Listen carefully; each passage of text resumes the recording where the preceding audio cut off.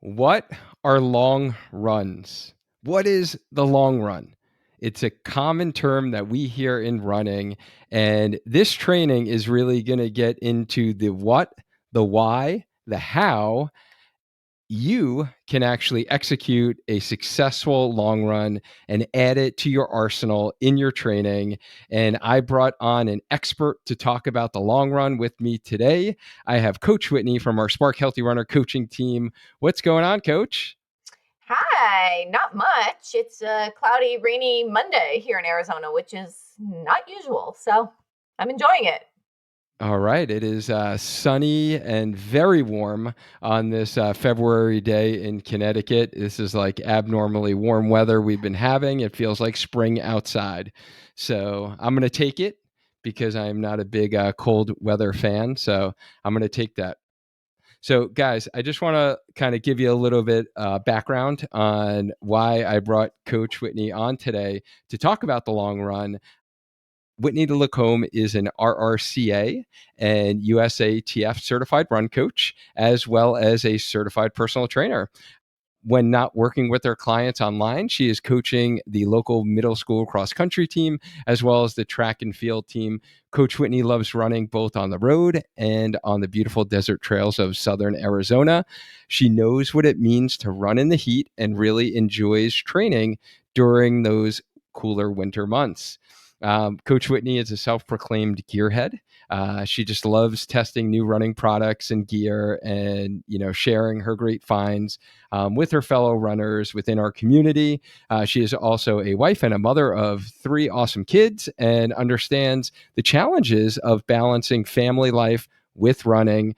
She was a stroller runner for many years and knows the challenges that come with running with your little ones. But she's got a ton of tips and tricks for our mother runners. And she really loves helping runners chase their dreams and accomplish the unimaginable at Spark Healthy Runner.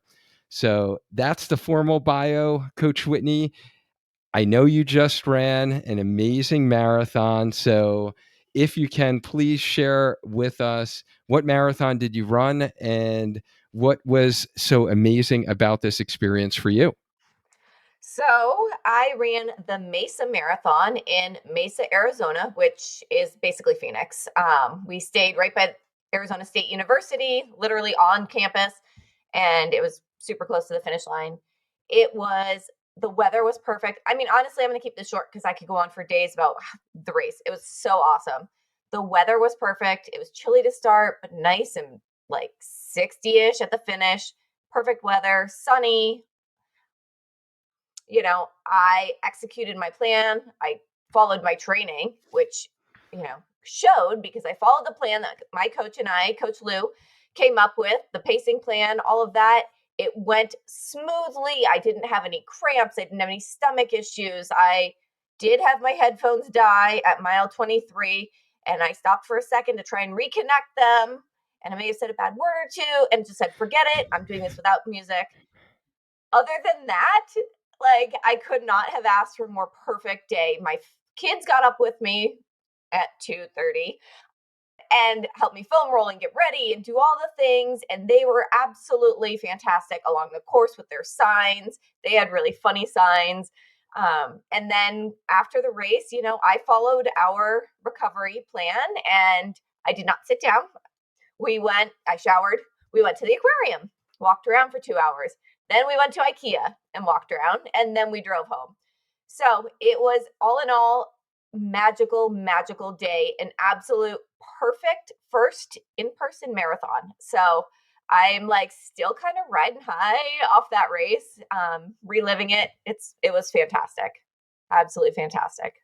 Yeah, and I was just so happy for you, first off, because this was like a long time in the making, right? Like because of Yes. COVID, because of Mhm. stuff getting rescheduled and injury. This has been like 3 years in the making, essentially, right? Of doing Yeah. your technical first in-person marathon, even though you ran 3 or 2 Three virtually. virtual. Yeah. 3 Three. virtual marathons, and this was your first like full like race experience where like people are running next to you, people are cheering you on. Yeah. So for you to have this quote unquote magical day, even though, right, there's stuff that went wrong, like you lost your music. Like, Yeah. obviously, that took some, mental mindset tricks that you needed to do during those last couple of miles to kind of carry you through, because I'm sure you didn't plan on not having music during the hardest part of the race when you are trying to really push to that finish line. But Yeah. was there any like major, I guess, take home points or things that you really think allowed you to be as successful as you were for this experience? Trusting the process, the training process, because like you said, it was 3 years. I signed up for my first marathon to do in May of 2020. And I kept thinking, there's no way it'll be canceled. There's no way. It's so far away, typical beginning of COVID stuff. Then I registered for the next.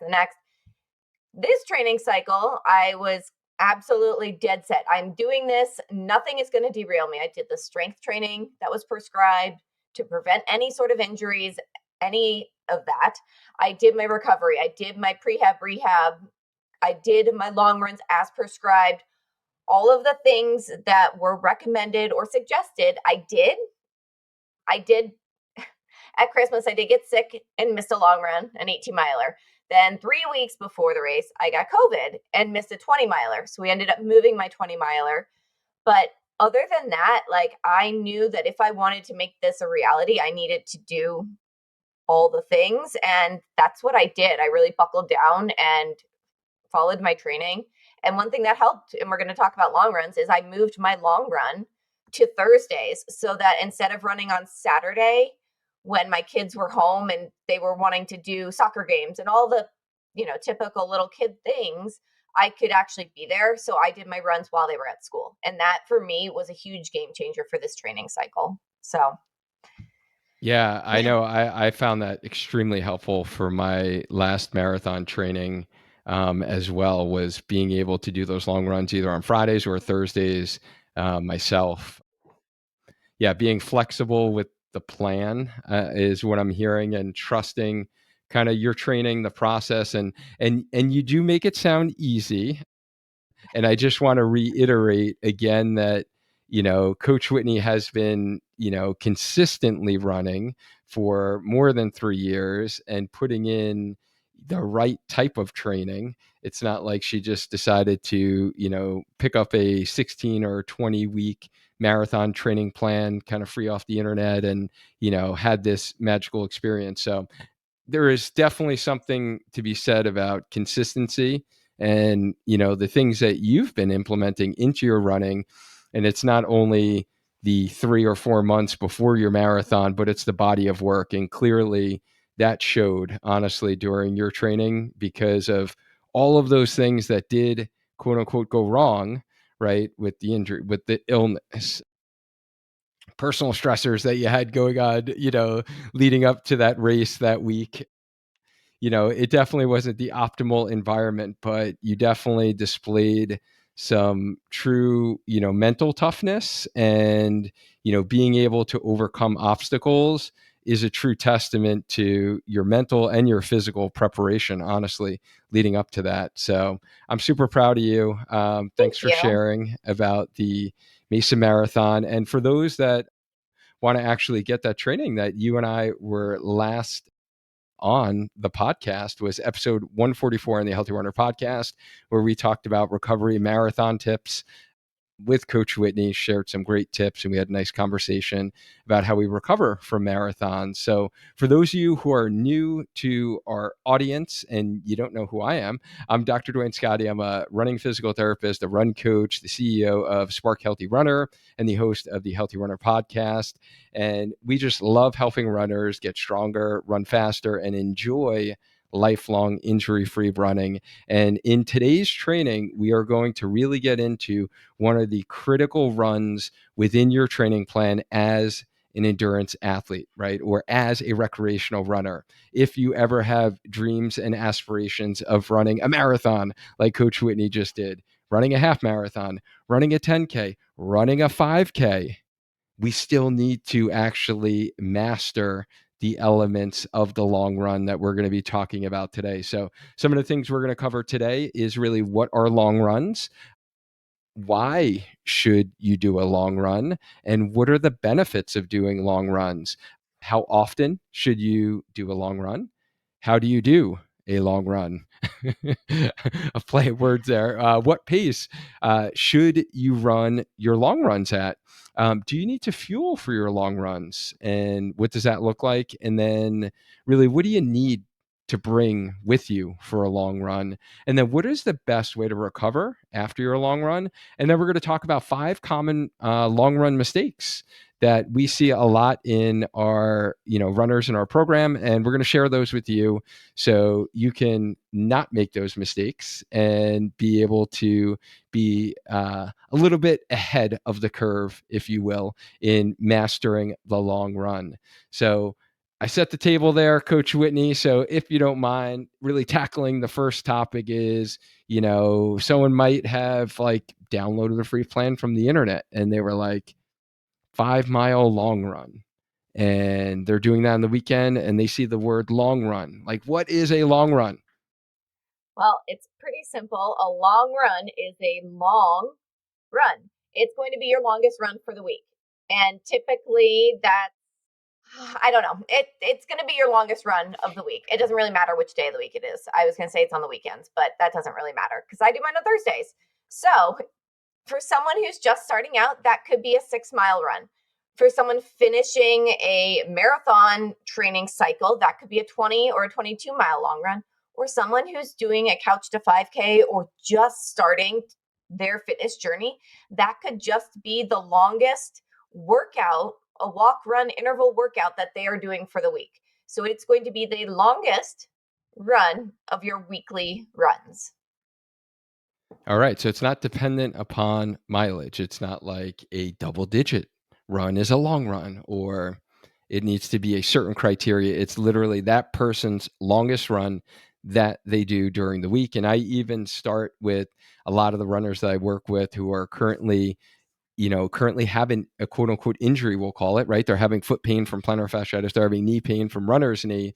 We're going to really start running, right? We don't stop running. We actually heal from these injuries by continuing to run consistently.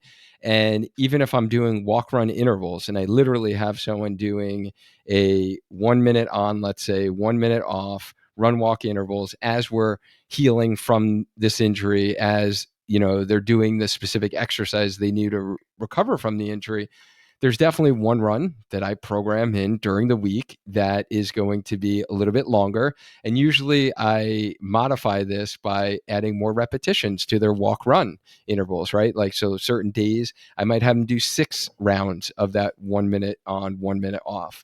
Another day I might do 8.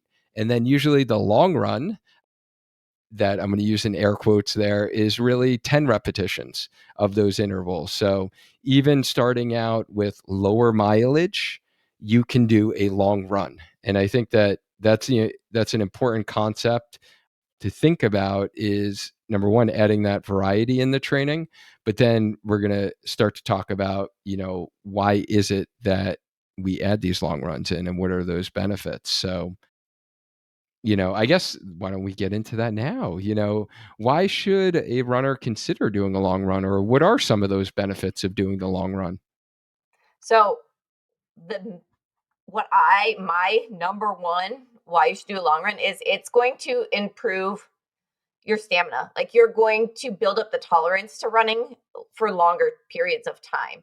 You can't just jump from sitting on the couch to running a marathon. Your body needs the time to build up. So the long runs are going to get you used to running for longer periods of time.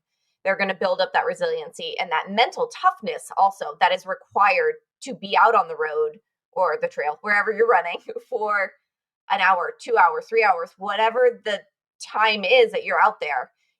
It's mentally exhausting and physically exhausting. So it's going to build up that resiliency. It's Yeah. also going, oh, sorry, go ahead.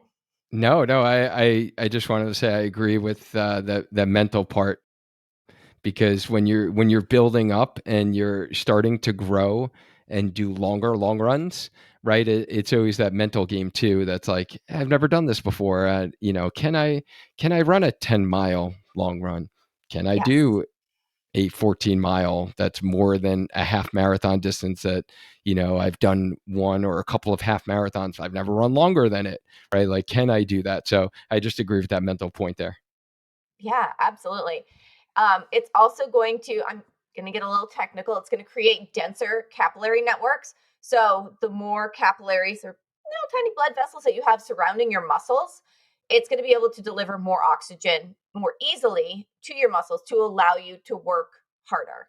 So that gets a little technical there, but it's essentially feeding your muscles more, allowing them to work more efficiently. Nice. Yeah. No, it's bringing that oxygen to the muscles and like helping. I think of it as also like that cardiovascular system and like just Yep. making our aerobic capacity, like the ability to exchange oxygen with our muscles, with our heart, pumping the blood to the muscles and exchanging some of the waste with our lungs. It just helps that whole system work more efficiently. So, like you said, we can actually build our stamina and be able to run longer periods of time. Yes. And for any of you that have, well, we all started out as beginner runners, but any of you that are still beginner runners, sometimes you can feel like you're on fire, like you can't catch your breath. You can't, you're going, going, going. You can't catch a break when you're running. That gets better and easier the more you do it. And that's sort of what we're talking about is the cardiovascular system. You're building that endurance as well as your muscular endurance. So it will get easier, I promise. It's also the long run is going to improve your mechanics. So it's going to help your form. It's going to help the way that you swing your arms because you're practicing all of the essentials. It's going to help the way that your feet land. It's going to make sure that you're not hunched over while you're running. It's going to help you perfect the way that your body works as a unit. Nice. So you're basically running to get more efficient at running, right? And because you're out there for a longer period of time, it's kind of what we talk about, like specificity of training, right? Like you want to become a better runner, you don't just cycle or you don't just swim and, Absolutely. thinking that that's going to translate into running. So because you're out there for a longer duration and period of time, that it just helps to improve those mechanics and that practice. It's kind of like our neuromuscular system and our brain and the wiring, and how we improve our form and our mechanics. Yes. Teaching your body to all work together. Yes, absolutely. It is also now this is something that Brooke would be able to speak a little bit better about our dietitian on our team, but it's going to increase the efficiency that your body uses the fuel that it has. So we don't want your body to go into using its glycogen source. We want to be feeding your body fuel, carbohydrates essentially, that it can use as energy versus digging into these stores that we have, which are what feed our muscles in our body. So practicing these things on a long run is going to teach your body how to do it properly. So come race day, you're not putting in fuel and your body's freaking out. You're practicing it and your body can handle it and knows how and where to get the fuel that it needs, the carbohydrates that it needs. Yeah, no, that's a great point. I think it also goes back to like that whole like aerobic versus anaerobic. And for those that don't know, like those terms is like aerobic is like we're using oxygen essentially as energy. And you're thinking about that's our like slower, longer duration type activities versus like anaerobic is we're going so fast, we're like sprinting, let's say, and we're not going to be able to like hold that for a long distance, right? Or if you're doing like heavy lifting in the gym, that's more like anaerobic, and it's a whole different like energy system that we use. So being able to do these long runs, then we're practicing being more efficient on what energy system that we're actually using, and then we also get more efficient at utilizing the fuel that we have on board, so you're not like burning through that fuel like super fast essentially. Yes, absolutely.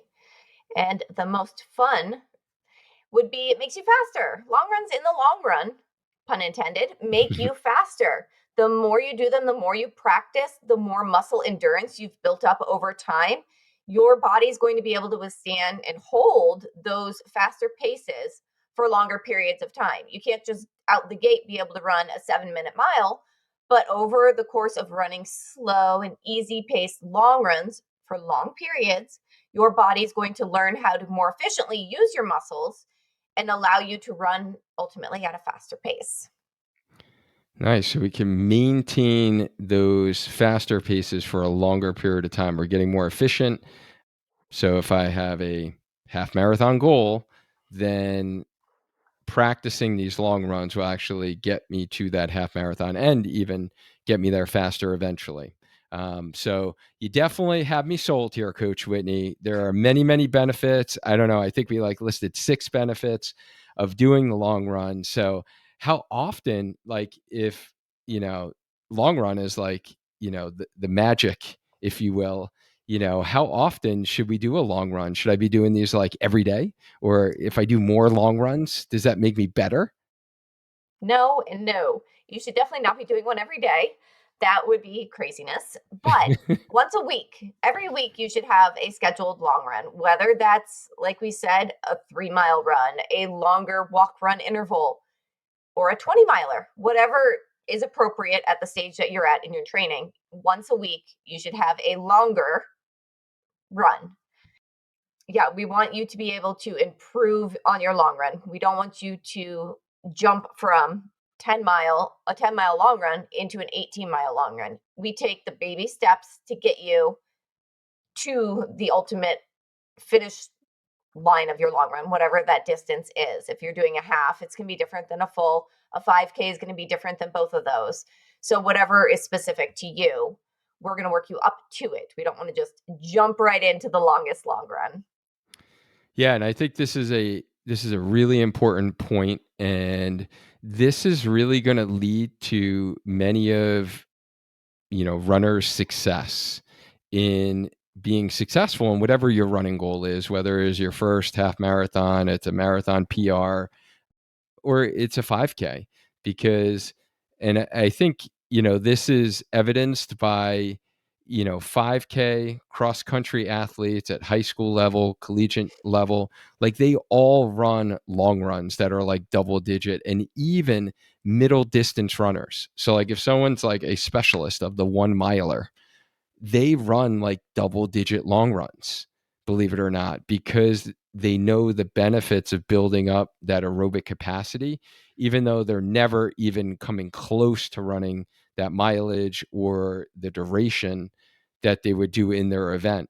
So there is really a key benefit to adding in this long run to your plans once a week. And, you know, can you maybe speak to, and I don't know if we'll go over this later, but maybe, I'm not sure. Speak to, I know you mentioned every week. What does that look like to you when you program for your athletes? Is that, let's use an example of if someone's building up to a half marathon, are you programming like every week you're going like 6 miles, then 7? Is it like a ladder where you just keep climbing and climbing? Yes and no, because we want to have what is called a cutback week. So each coach is slightly different, but typically you'll increase. I'll start with the 6, like you said. You'll go from 6 to maybe 8, then 10, and then you'll have a cutback week after that 10-miler where you'll have a recovery week. So your total weekly mileage that week will be slightly less, including your long run. And then you start building back up for a couple more weeks, and then you have a cutback week. So it's a ladder with where you come back down like a rung or two, and then you go back up and you come back down a few rungs. Does that make sense? Absolutely You does. don't And want to just go yeah, straight up. yeah, exactly. And the reason for that, guys, is just because that's where we start to get into the injury zone. And we're all about keeping you healthy here on the Healthy Runner podcast. So, that is where we start to see this overuse, because you never actually allow your body to recover. And we know those are one of the 6 steps to, growing as a runner, is that recovery element. And what Coach Whitney is talking about is building those long runs over time, but you want to do it in a gradual, progressive fashion. but then also having those cutback weeks. And even on those cutback weeks, that long run preserves. So in that example, they use like, let's go 6, 8, 10. For that runner, when you cut back to, let's say you did 6, 8, 10, then 6, they're probably honestly, their longest other run during that week is definitely not more than 5 miles, I'm going to guess, right? So that 6 miler still serves as that longest run 4 weeks later, just like it did, 4 weeks earlier, if that makes sense. So you're still getting in the long run, as your definition in the beginning was, it's the longest run that you're doing during your week. But we want to make sure that there's always that kind of cut back long run week to allow the body to recover and to prevent any overuse injuries from happening. Yes, absolutely. Absolutely. All right. So, how do we do a long run? So this is kind of simple. You need to mentally prepare first of all. So that for me, I sit down on Sunday and I look at what my plan is going to be, and I'm a paper planner person, so I write it down, paper and pen in my planner, and I will mentally prepare. Okay, this week I have an 8 mile run. Okay, where's that going to take me? Where do I want to go? There are lots of different routes near my house. We live in a very runner and cyclist friendly community. So I have lots of options. So where do I want to go? Do I want to go south? Do I want to go north? Do I want to go through the neighborhood? I sit down and I plan out my route. Depending on the mileage, do I need to add a loop here? Do I need to add a street over here? Plan it out the night before. I lay out all the things I'm going to need, the socks, the fuel, the water, all of the things, my outfit, almost as though it's a race, just so I know I have everything. Morning of, get ready, get dressed, and I go out the door. I start my watch, put on some music or podcast, maybe the Healthy Runner podcast, I don't know. Yes. And my long runs are on Thursdays. That's when the Healthy Runner podcast drops. So it's usually pretty exciting. So that's how you do it. It's pretty simple. You really don't need to make too many other adjustments to your routine than you would for a normal run. I mean, there is a little bit of planning that goes into it to make sure you have fuel, water. You maybe want to take your phone on a longer run in case your husband's car breaks down. I don't know. Your kids need to be picked up from school. Something happens, or you need to be picked up. Maybe you ran out of water and need someone to come pick you up. That may have happened to me a few times, but it does take a little bit of planning, but it shouldn't be a stressful thing. Long runs should be fun and exciting. So enjoy the peace and quiet, enjoy the music, enjoy the miles, and just have fun. It's super fun. I love long runs.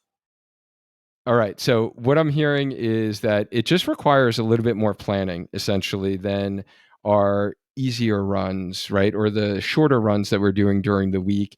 You just need to think about more, course wise and your route, and make sure that you have your gear, which we'll get into, like what we actually need to take with us during this run. But I completely agree with you as far as, like, I love my long runs just because, most of the runners that, we talk to on a daily basis, most of the runners in our program, I always ask, like, what's your why? Why is it important for you to be able to get over this injury and get back to running? Or why is it important for you to be able to, run your fastest half marathon or marathon? And it's always, stress relief, right? Like, I love getting outdoors, clearing my head, or it helps manage my stress.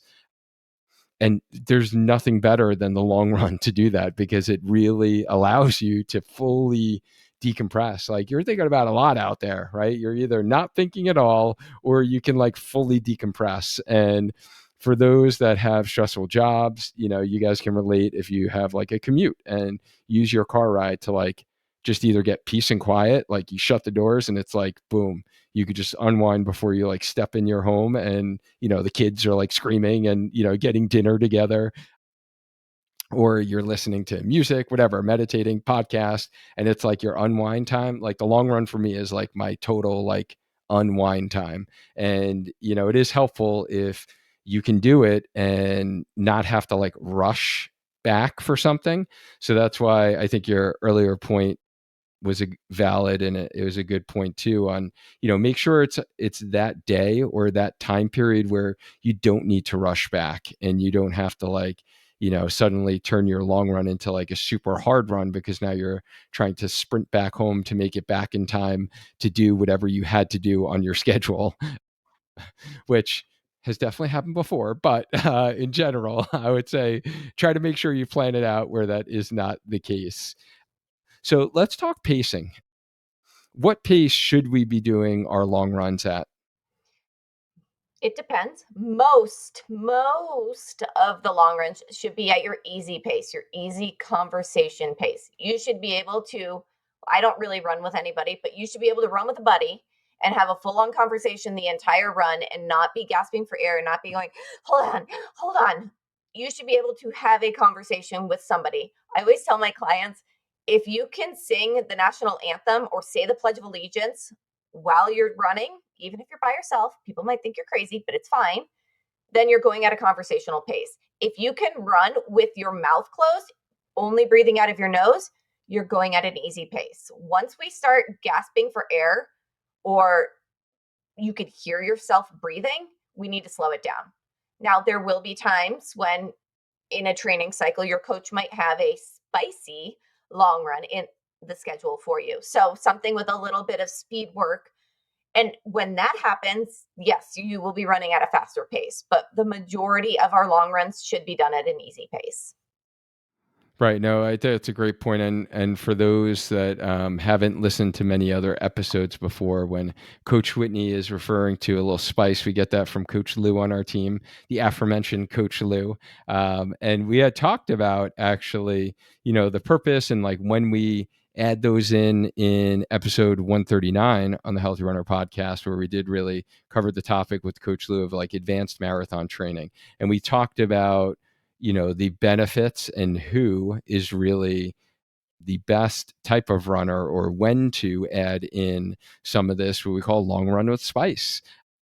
And it's really just adding in some of these shorter elements of running that is at a faster pace, right? So now you've taken your long run and you've essentially turned it into a quote unquote workout, right? Or some people use the term quality run, or some people might say I'm adding in a speed day. So you can kind of turn that long run into a speed day. But I think the biggest thing for those that are listening is this is only something that is added into the plan, not just because you want to get faster as a runner and you want to get a PR, but it's added into the plan when you can do that distance easily and you've covered that consistently and stayed healthy over the course of a period of time. And usually we're talking months, if not years. So if, you've only, let's use the half marathon distance for an example, and you've only, done a handful of 12 milers before you've ever trained for a half marathon.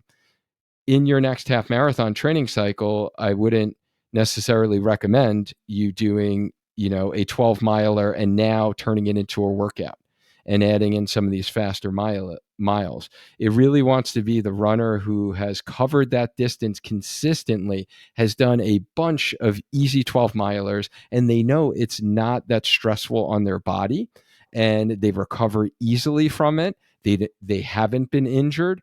Then that's when you can start delving into some of this faster mileage during that run. And a lot of people do this in different ways. There's usually, we start to add in on the second half of that run what we call like a progression run. And, each mile you're starting to run a little faster, or you can do different mile repeats at a certain pace. So whether you're training for the marathon and you really want to practice marathon pace, so what you're going to be doing for your race for a certain amount of miles. So let's say you do mile repeats, or you do it for 2 miles and there's a recovery mile, then another 2 miles.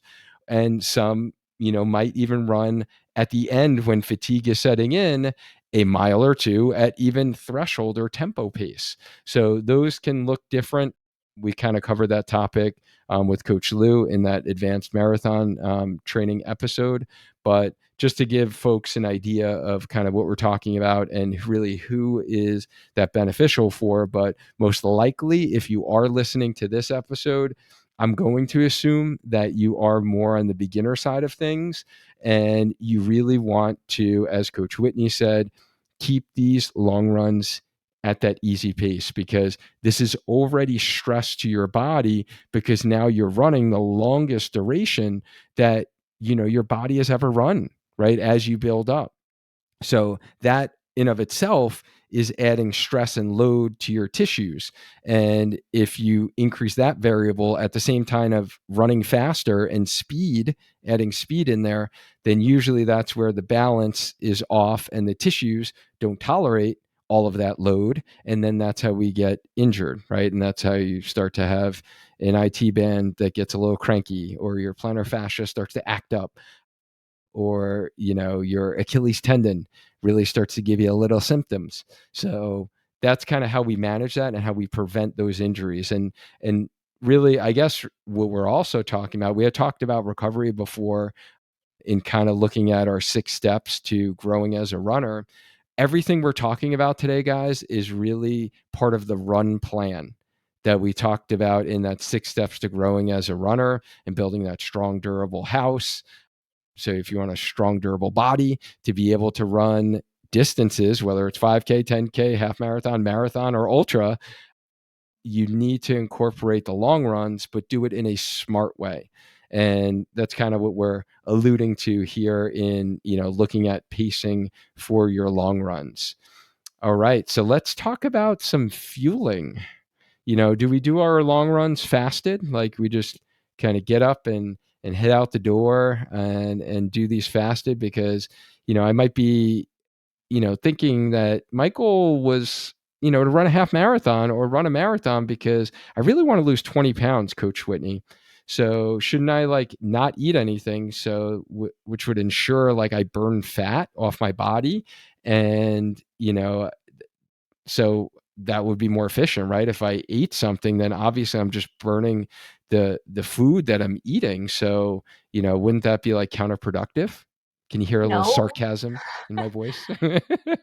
you guys can't see me because it's a podcast, but I'm over here laughing because this is all so silly.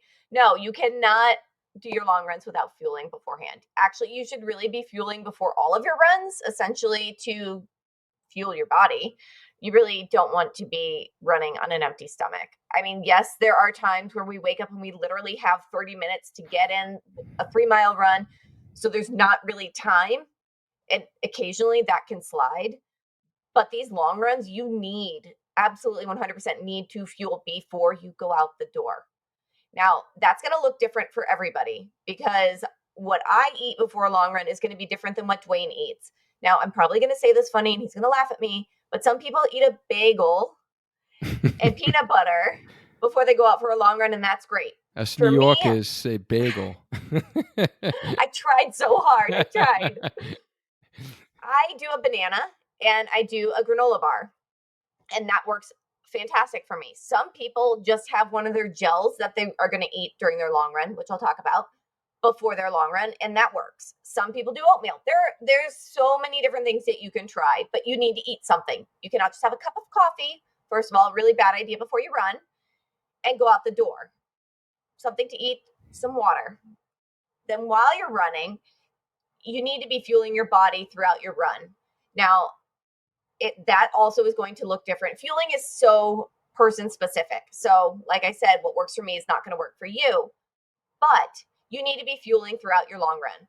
Now, this is something you can work with your coach about: when, how often, what, how much, all of the specifics. So, I'm just going to kind of give you a general guideline. So, anything longer than 60 minutes, an hour long run, you should fuel definitely before and maybe at the halfway point for that one. Some people say 90 minutes. I say 60 because it's not worth going into your glycogen stores. It's not worth being exhausted because you didn't fuel. Just eat the fuel and you will feel fantastic. Then throughout your run, I recommend to my runners about every 40 minutes. Some people, that's going to be every 30 minutes. Some people, it's 45 or 50. Some people go by distance. So when I did my marathon, I did every 4 miles because my brain couldn't do math while I'm running. That it like physically hurts me to try and do math while I run. So I could figure out 4 miles. That was super easy. So that's what I did. And what you consume is going to be very personal as well. I like gels just because they're simple, they're easy. It's like 2 slurps and they're done. Some people like the chews, like the little, they're almost like gummy bear squares. Some people like gummy bears. Some people do pretzels. Sometimes on my long runs, I eat an Uncrustable peanut butter and jelly sandwich. It is so personal and individual. You need to find what works for you. And there are a bajillion, technical number, different things that you can try. So don't be discouraged if you don't find that perfect fuel on that first time you try something. Keep trying different things. My biggest recommendation for that, do not try 2 things in one long run because you won't know which one hurt your tummy. And the other one is you need to do it for at least 2 long runs to make sure it actually works because the first time could be a fluke. So those are my tips for trying new gels or fuels. And then after your run. Now, I am horrible at this, absolutely horrible, because I come home, I start foam rolling, I put my legs up on the wall, I'm starting to scroll Instagram, I'm posting my selfies, I'm doing all these things, and I forget to fuel when I get home. And you would think, well, Coach Whitney, that's stupid. You're the coach. You should be doing these things. I don't.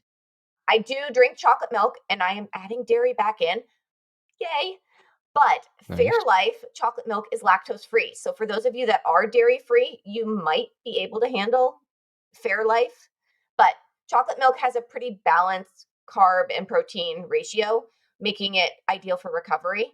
But after you run, you want to make sure that you are getting some carbohydrates, you are getting some protein, you are getting a little bit of fat within, everybody's a little bit different, 30 to 60 minutes of getting back from your long run. You also want to make sure you are rehydrating.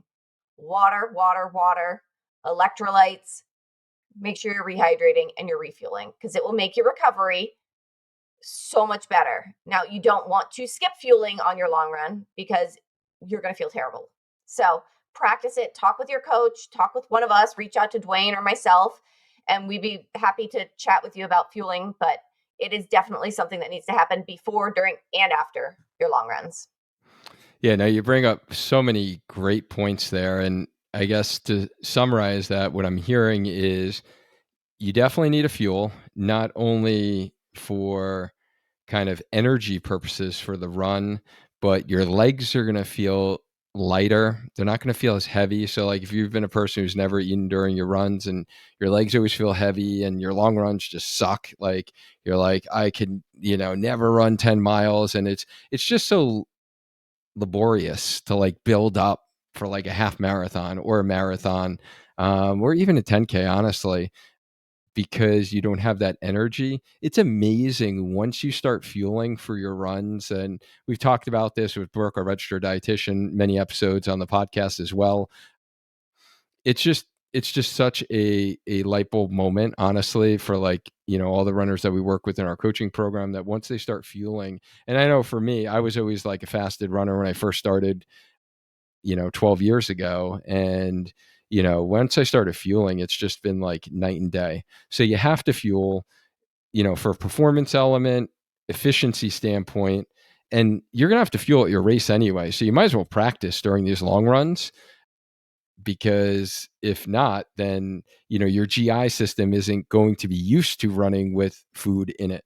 Right. So we're actually training your GI system to tolerate food and fuel while you're running. So it's almost like training our muscles to run. You have to train your GI system to tolerate, doing its thing. And those smooth muscles that surround our organs, like, are starting to digest food while we're actually exercising.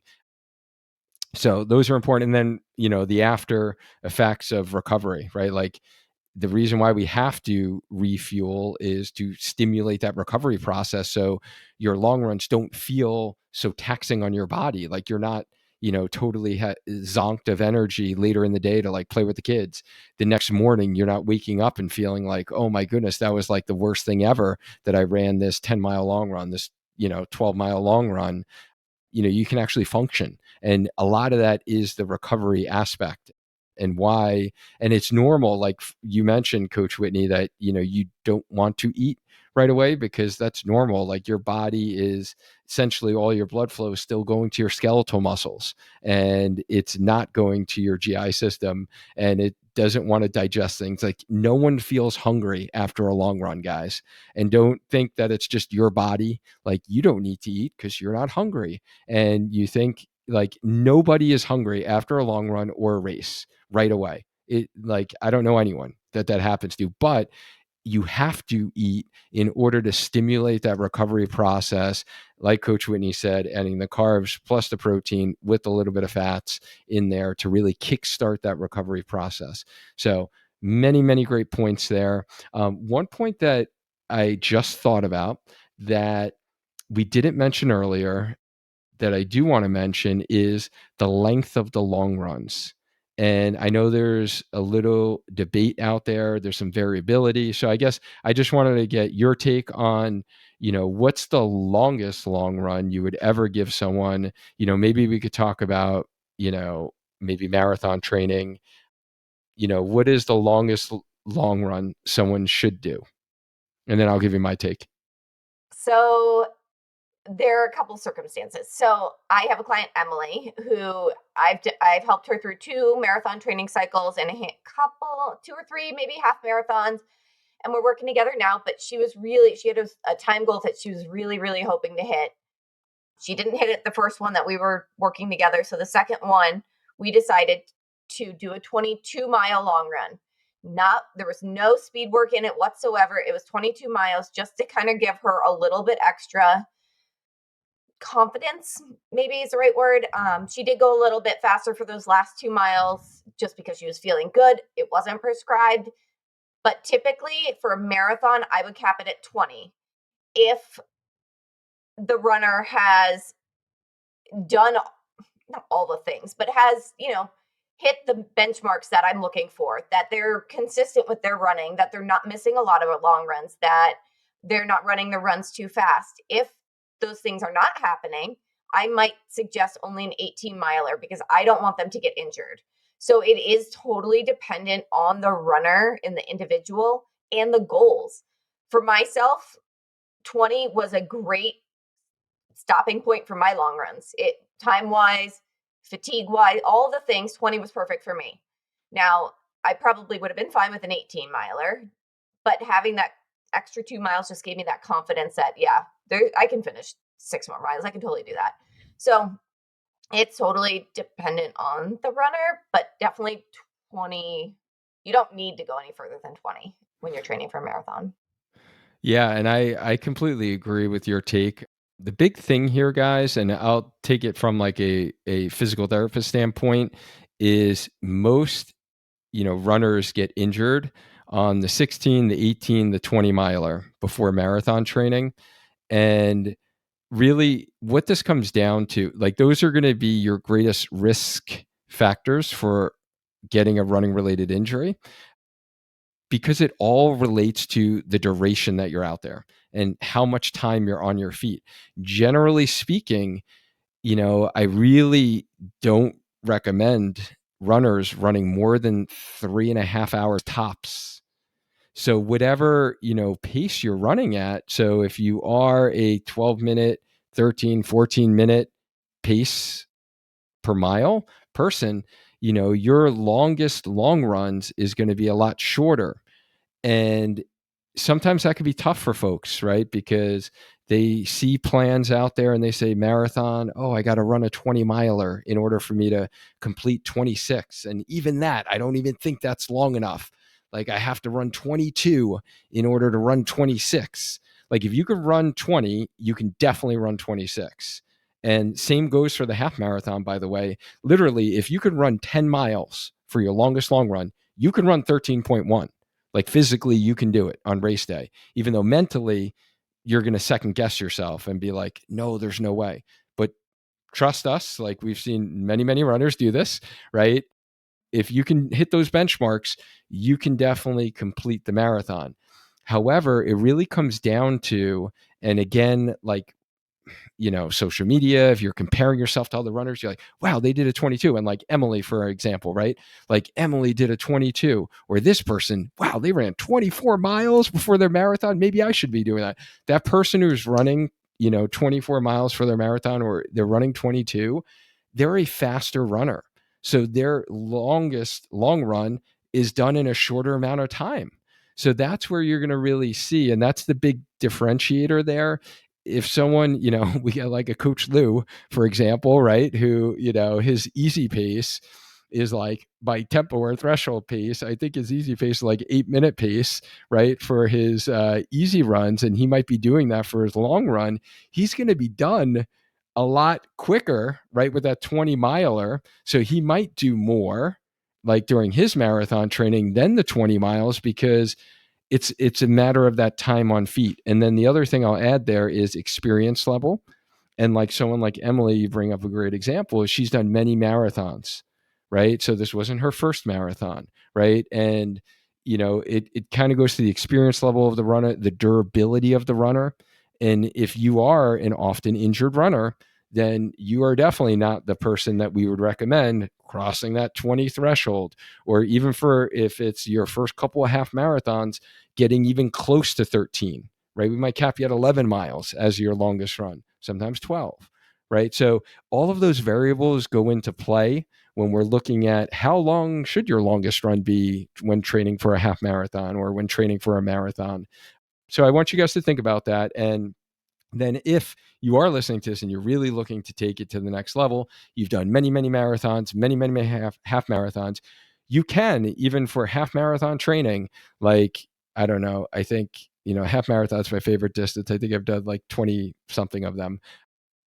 Now with my half marathon training, I run a 14 miler. And now I'm even, going to build that up actually in this next training cycle to doing a 15 and a 16, because of the benefits that you talked about before, Coach Whitney, of building that aerobic capacity and base.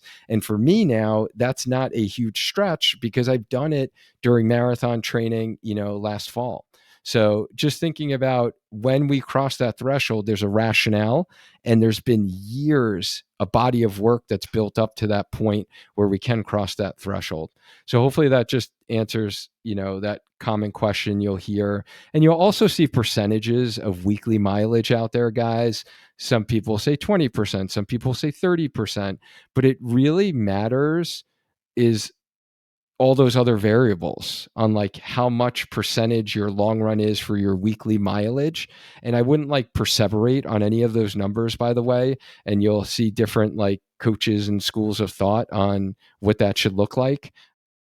So I would just keep make it your longest run of the week, and don't get caught up on too much of like those percentages and mileage, because it really matters if you're a faster runner, we'll put that in air quotes, versus like a slower runner. And it's going to take you a longer amount of time to actually do that amount of mileage. And it's that longer amount of time on your feet that we're most concerned about in really increasing that risk level of actually getting a running related injury while you're training and doing your long runs. Absolutely. I agree 100%. All right, let's get to one of your favorite topics, gear, because you're a gearhead, as we said in your bio. So what do we need, like gear wise, what do we need to take with us for a long run? So I'm going to start with what we actually need, and then I'll go into what's also fun to have. So you need shoes, your good running shoes, whatever you normally wear, whether you wear a hat, sunglasses, whatever you normally take on your shorter runs throughout the week, you need that stuff. But you also need to have water with you, whether that's in a hydration pack, whether that's in a handheld, whether you are going to do laps and come back to your car that's going to have water. Or I have a friend who plants a bottle of water under a certain tree that they run back and forth on the path and come back for their water as they pass. You need to have water. You need to have fuel, which we talked about. You can carry your fuel in your hydration vest. You can carry it in a waist belt. You can carry it in your hands. You can put it in your pockets. Some people put it in their sports bra, which sounds uncomfortable to me, but if it works, it works. And I have no personal that's, experience, by the way, with that. yeah, me either. I will not do that. That sounds really chafy and awful. No, thank you. That's really all you actually need. for a long run, Or I but would it's say, also because you just mentioned chafy, I would probably say, right, like your anti-chafe cream or balm, right? yes, This would be yes, the run that you definitely need that for, unless yes. you're just like one of those people. I get a couple of clients who are like, I've never chafed in my life on any of my runs. And I'm like, and you run like, and you sweat a lot? They're like, yeah. I'm like, hey, God bless you. Like, that's amazing. Uh-huh. You have really good I skin. Yes. I don't want to jinx it, but I didn't chafe at all during my race. That's Like awesome. nothing. Yeah. And I put it this is really weird. Probably TMI for everybody listening, so I apologize. But I only really ever put it on my toes. Okay. I don't know. And I did, but I got up at 2:30 and the race started at 6:30, so I'm pretty sure it had all like worn off at that point. And I had one toe that has like a small blister, but it's not a big deal. So I was very lucky in that sense. But yes, chafing cream, I recommend Squirrel's Nut Butter, not just because of the fun name, but it works really well and it lasts longer than the others I found. Yes, So, completely agree. I love that stuff. And yeah, I yes. use it on all of my long runs, even in the winter, guys, when I'm not even sweating a whole lot, tell you the truth. I find it's like super important. All right, what else do we need? I mean, I like my watch. You don't need to run with a watch if you are really good at judging distance or you know your routes really well. A watch is good. Your cell phone. I've mentioned the hydration pack several times. Mine is literally my security blanket. I wear it on all my runs, whether they're 2 miles or 20. It has water. It's got a small first aid kit in it. I keep my gels. I keep my electrolyte drinks in it. I keep my salt, everything. So you can stick your phone in your hydration vest. You can carry it. You can get an armband. Having a phone is good in case there's an emergency. Either someone needs to get a hold of you or you yourself have an emergency or you want music because that's always fun. So that's another thing. Music. Headphones are good.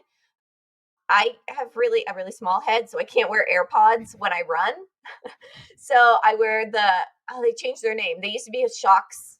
Are they just Now they're after? shocks. Yeah. Oh, now they're Shocks. Okay. Yeah. So now I wear the Shocks. I've had like 4 pairs of them, but I wear those because they rest over my ear and they're super safe. You can hear everything around you. My dad is super paranoid that I'm going to get hit by a car, even though where I run is probably 30 yards away from the actual street.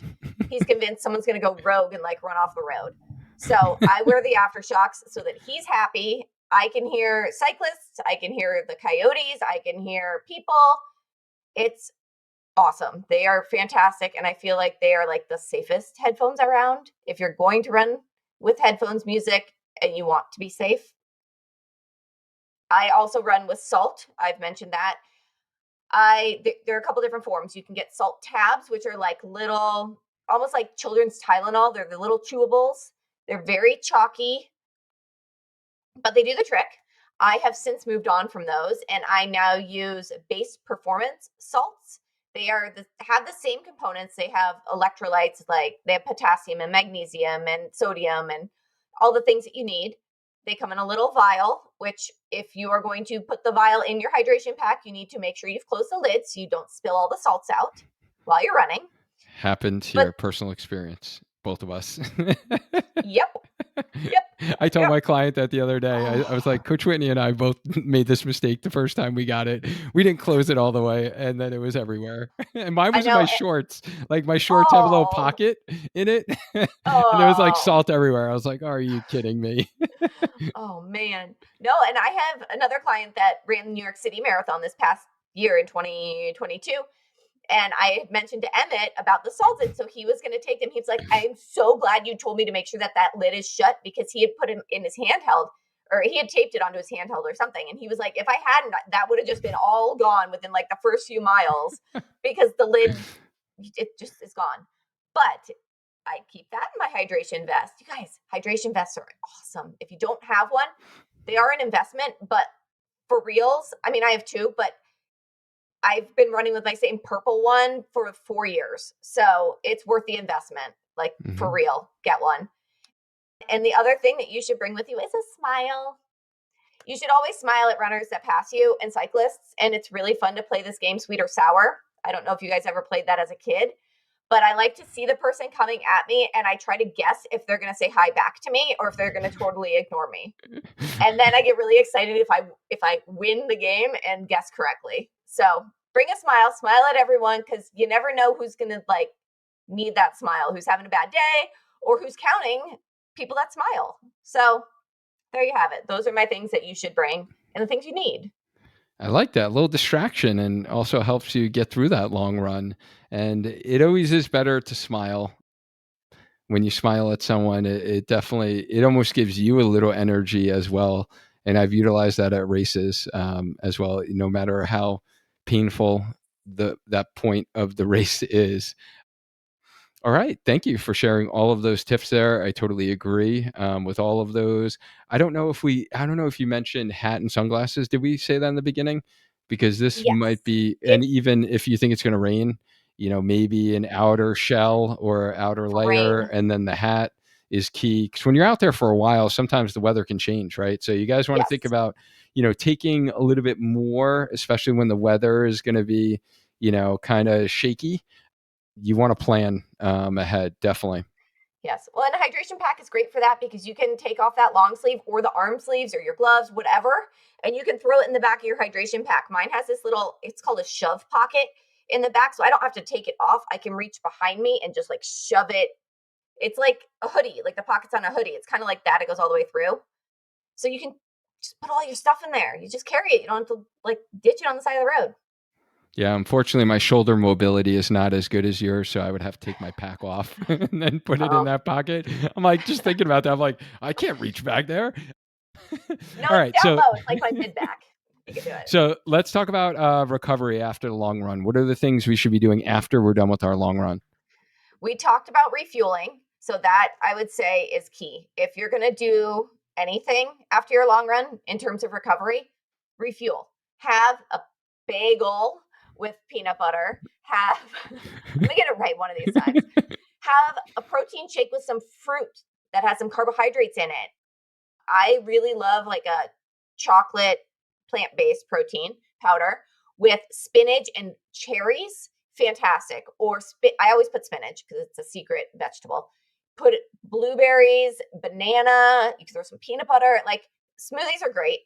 My husband refuses to eat them in the winter, so that wouldn't work. But you could have oatmeal with some berries, or you could have yogurt with some granola and berries. There are so many options. You really want protein and carbohydrate, a little bit of fat. Other than that, you want to rehydrate, which we already talked about. You want to foam roll.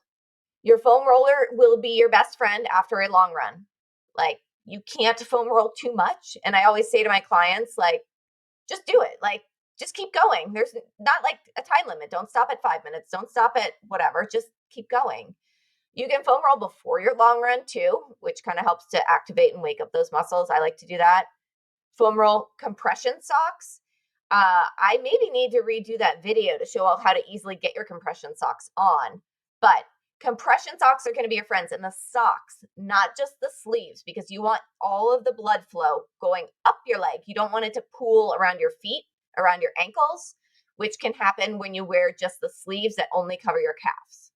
So those are okay for like during the race if you want to wear compression, but you also want to wear your awesome balegas.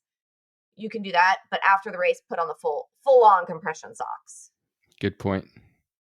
And personally, I enjoy a nice run the next day, a short run.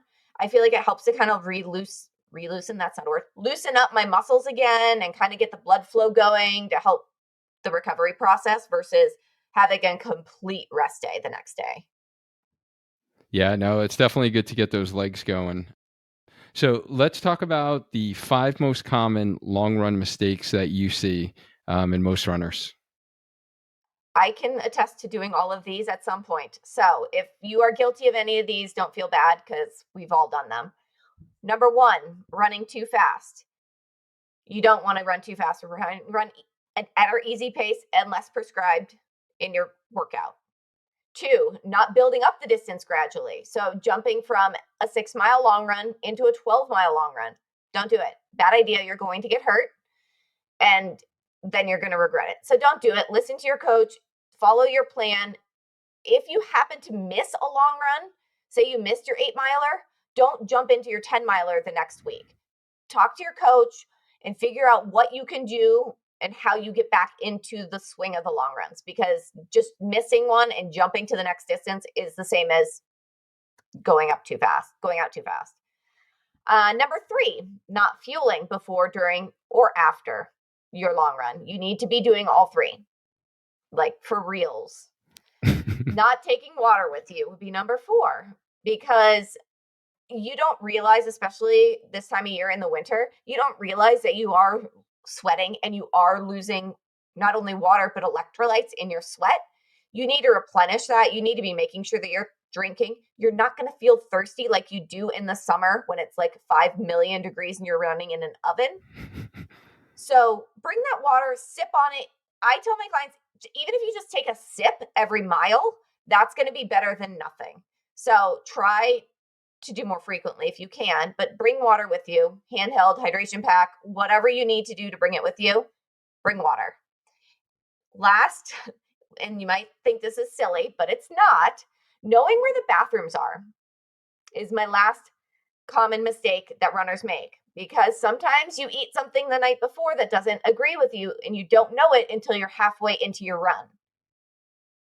In the winter, a lot of the porta potties disappear. A lot of the park bathrooms get locked. Knowing where the gas stations are, knowing where the public facilities are, whatever those might be, is going to be super important. Even if you just have to go number 1, as my son would say, knowing where the gas station is that's friendly and going to let you just go in and go to the bathroom and leave, not have to buy anything. Knowing where those are is super important. You don't want to get stuck. I have a friend that I used to run with that had to donate her Belega sock because we didn't know where the bathroom was, and then had to finish the run with 1 sock. So you need to know. It sounds silly, but plan your route so you have at least 1 somewhere. Totally not silly at all. It is definitely key. And I haven't ordered anything to eat at a McDonald's in, I don't even know, 15 years maybe, but I visit McDonald's on a weekly basis during my long runs. I hit it on the way out. I hit it on the way back because it's strategically planned at a great spot when I'm really preloading with some hydration before my long run. And then it's at a great spot where it's 3 miles from my house. So it's like perfect time to kind of get it, in the beginning. And then I'm good for whatever those middle miles are. And then I get it on the way back. So yeah, thank you for all of those tips. And, if you can change one thing about the misconception of the long run, what would that be? It doesn't have to be hard. Don't make it hard. It's easy. It's fun. It might not be physically easy, but you shouldn't dread your long runs. They are meant to be another piece of the puzzle. They are meant to help you. So enjoy them, make them fun. Create a playlist that is just for your long runs. Listen to one podcast only on your long runs. If you long run on the treadmill, have one Netflix show that you're going to binge on your long run, because doing 10 miles, 20 miles on a treadmill, you need something entertaining.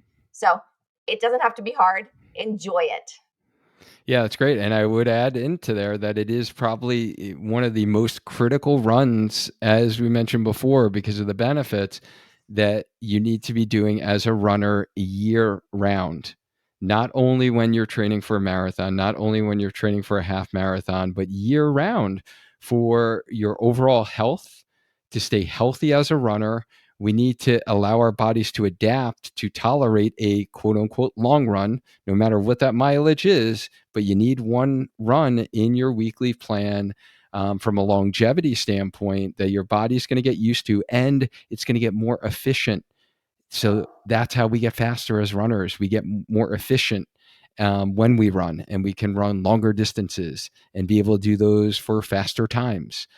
So super, super critical. And yeah, thank you for all of the tips that you shared today, Coach Whitney. The what, the why, the how of the long run. I think this is going to be super beneficial for so many runners out there. And if you're a runner who's struggling to get faster or stay healthy as a runner to meet your running goals, or if you're a beginner and you just need a little bit more guidance on how you program these long runs that we've been talking about today in a safe manner, so you don't get hurt, especially if you're quote unquote injury prone, right? You've had many injuries in the past. That's exactly what we do with our one-on-one high touch point signature Spark Healthy Runner coaching program. So within our program, we have a team behind you guiding you each step of the way. You have a PT, a registered dietitian, and one of the amazing coaches on our team, like Coach Whitney here, providing you the structure, support, and accountability to enjoy lifelong injury-free running. So if you want to see if you're a good fit to work with Coach Whitney or anyone on our team, then you can schedule a strategy call with myself, and you can grab one of the remaining slots that's on my calendar each month, and we could talk about your running goals and see if it is a good fit for you. You can simply schedule your call by going to learn.sparkhealthyrunner.com/coaching. And Coach Whitney, this has been amazing. It's always great catching up with you and, hitting that record button every once in a while to, share some of your awesome knowledge with our running community. So thanks for taking the time out of your day to share that with our community. Of course, it's always fun. I love talking about running. And thank you guys who have been listening to this. And remember, the next step is you need to implement, right? So don't only kind of take in some knowledge and wisdom, but you got to implement it into your training. So if you've been watching this on our Spark Healthy Runner YouTube channel, or if you're listening to this during a run, hopefully you're having an amazing run. Enjoy the rest of your run, and let's maintain a strong mind, a strong body, and just keep running. Until next time. Bye.